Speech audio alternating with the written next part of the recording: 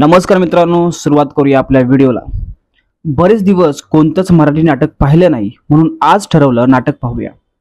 कोणतं नाटक पाहावं हे कळत नव्हतं। इंटरनेटवर सर्च केलं तेव्हा कळालं, टेक्नॉलॉजीवर आधारित असलेलं नाटक रंगभूमीवरती आलं आहे। ते नाटक पाहण्यासाठी मी दीनानाथ नाट्यगृह विलेपार्ले इथे गेलो। AI यूज करून केलेलं मराठीतील पहिलं नाटक ते म्हणजे आजीबाई चोरात।